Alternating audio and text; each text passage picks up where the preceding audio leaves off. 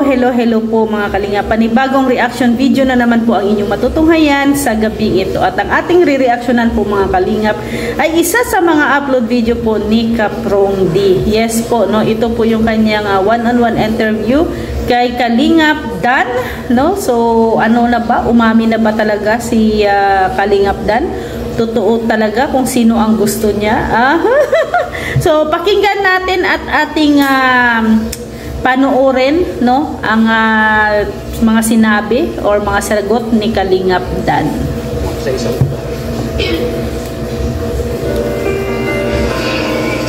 Gusto ko yung una-una syempre yung stable din na nagkakasundo sa mga gusto nyo, sa mga desisyon nyo. Tapos yung bait talagang dapat nandyan yan kasi ugali din talaga ang importante lalo na pagkasama mo na sa isang bahay. May diskarte, may goal, may parang idadamay ka niya sa kanyang pangarap, sabay nyo aabutin. Kaya sana bumalik na ng tuluyan. Ano mo sa likod? Magaling na. Magaling na. Magaling na po. Mayroon sana ako suggestion sa iyo kung paano mas mabilis bumalik. Alam pa. Buti lang yan. Buti lang. Yung sisip-sipin, no? Hindi. Sisip-sipin. Yung sa flex mo sa mata.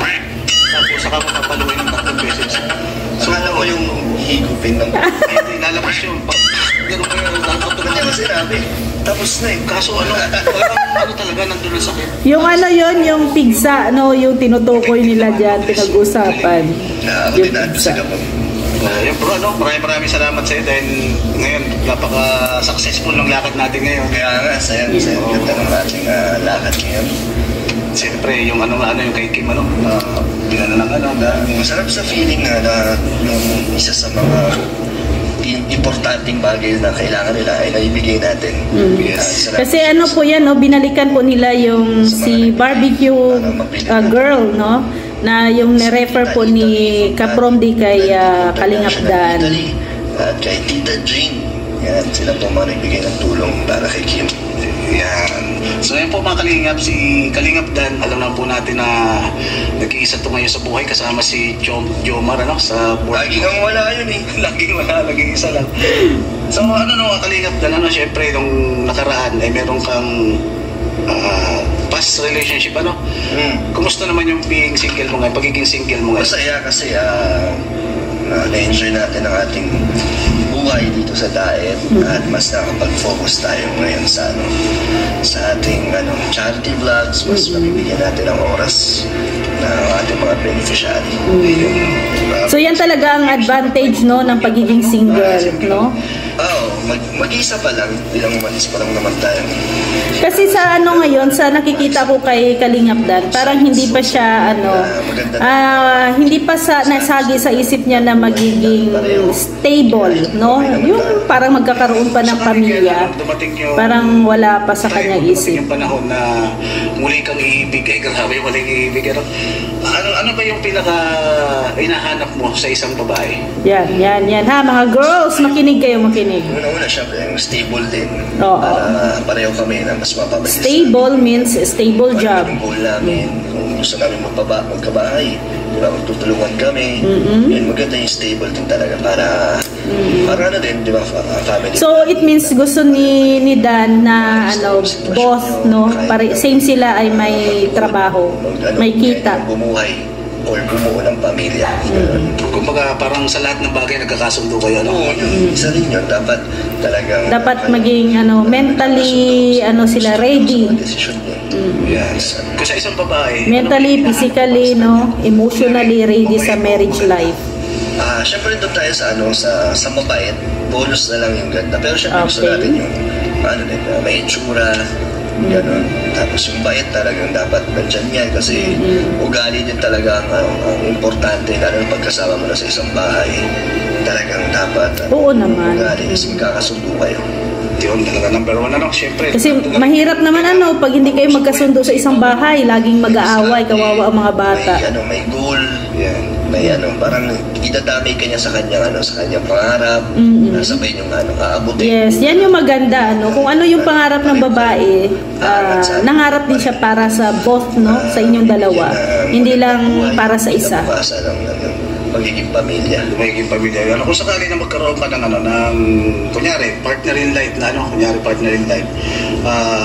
pagdating sa baby, ilan yung plano mo na, na anak ang gusto mo? Dalawa o tatlo siguro. Ay, Dan, bilisan mo na, Dan, kasi Pinakapatid ko, dalawa. si Papa mo, no, si Kuya Brooks ay ano na talaga, nagmamadali.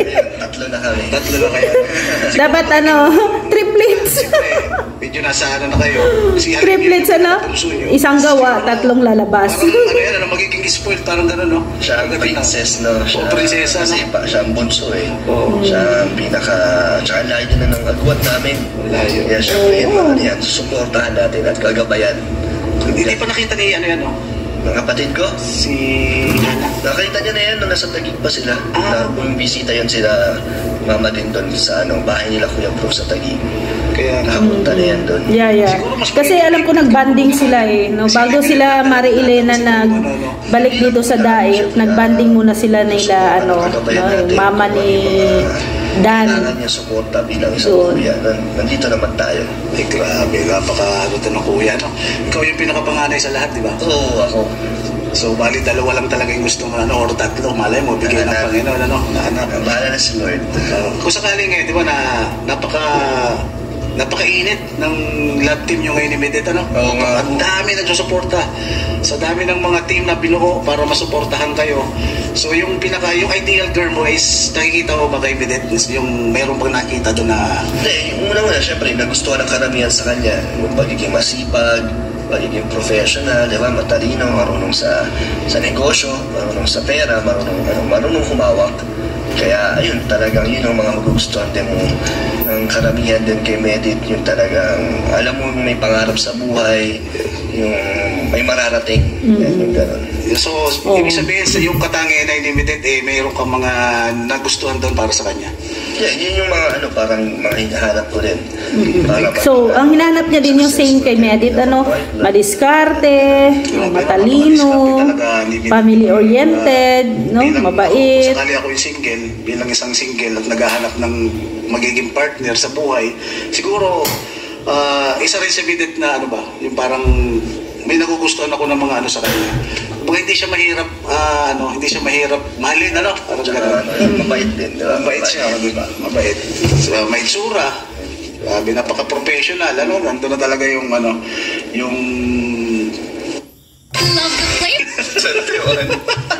Oo nga, 22 pa lang.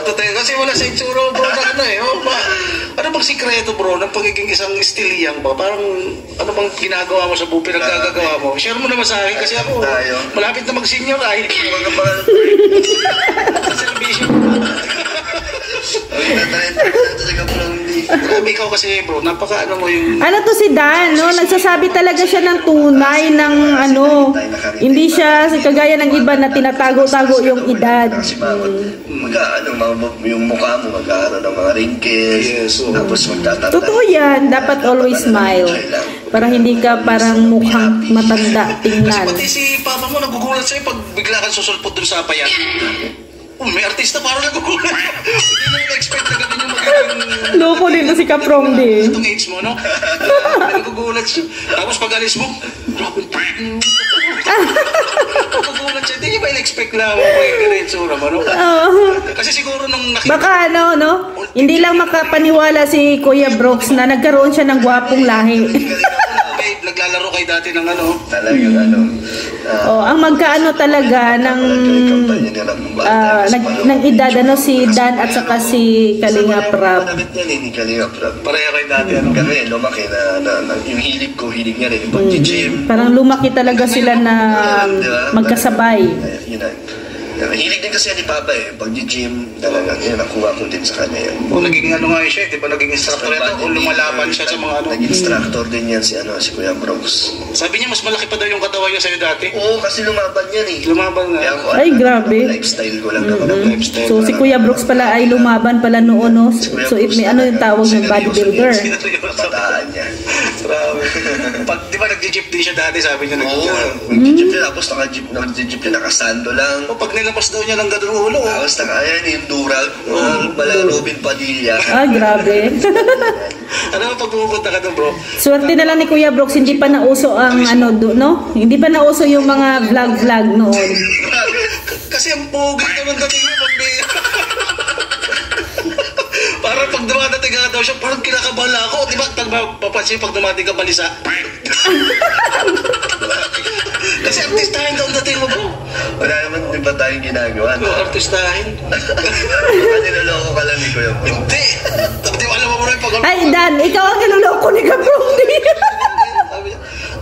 Iba daw talaga yung dating mo. Since nung unang dating mo dito na parang, ando na tayo na matikas, pero mas umano daw. Nag-boom. Oo, totoo yan. No? Yung unang dating ni Dan dito sa Dait, kasi nandito na rin ako, no? Iba talaga kaysa ngayon. Mas ano siya ngayon, mas medyo tumaba ng konti, no? Naging ano talaga yung katawan niya, aura ng mukha niya, no? Magkakasama talagang masaya, good vibes lang, tawanan. Kaya yun kami, di ba kami mga nila Ian, nila David, nila Jomar. Lagi lang masaya. Iwas stress. Oh, kaya ayan ha. Oh, sa mga viewers natin dyan, alam nyo na yung tip ni Kalingap Rob sa inyo, no?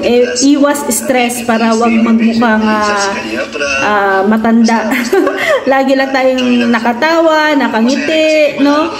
Dapat masaya lang tayo palagi sa buhay. Banding namin talagang masaya. Grabe. Kaya minsan, sabi ko nga kay Parin Brooks, gayahin kaya natin mag-gym ulit tayo. Sabi so di ba 21 ka na ngayon, ano? 22. Wala yung mga viewers yan. Hindi, yung dating mo kasi parang gano'n mo lang eh. Talagang parang matanda ako sa'yo ng 30 years. Pero 30 years. Ano ba yung naisip mo na ilang years pa para kumbaga mag-settle down ka, lumagay ka na sa seryosong pamumuhay? Sa ngayon kasi parang hindi naman sa ayoko, parang hindi pa ako ready. Hindi pa siya ready. Sa sariling bahay. Parang yun din isa ko sa mga gusto bago magkaasawa. May sariling bahay na o may naipundar na ako sa sarili ko. Yun. Pero ngayon, syempre kung dumating man yun, di ba, di mo naman mapipigilan yun. Pag binigay na ni Lord, syempre, ready naman na rin tayo. O kahit pa paano, di ba? Kasi meron kasi minsan na yung tinatawag na destiny. Di ba? Pag pinagtagpo na kayo, nagkita na kayo sa tamang oras. Yung parang feeling mo, ito na to, hindi ko napakawalan to. Ay, grabe. Willing naman na din tayo mag-settle kung sakali. So, abangan natin yan lang. Abangan natin yan. So, ayan po mga kalingap, sa mga hindi pa po nakapanood ng full video na to, panoorin nyo po at puntahan nyo po sa channel ni Kapromdi Vlogs, no? Nandun po ang buong detalye ng kwentuhan po nila ni Kalingap Dan. At please po, supportahan nyo din po ang channel ni Kapromdi. Kapromdi Vlogs, and also kay Kalingap Dan and kay Kuya Brooks na din po, no? So maraming salamat po mga Kalingap, and please supportahan nyo din po ang channel ni Kuya Val Santos Matubang, Ate Edna Vlogs, Kalingap Rob, and Rex Vlog. So maraming salamat po mga Kalingap. See you tomorrow. God bless everyone. Bye bye po.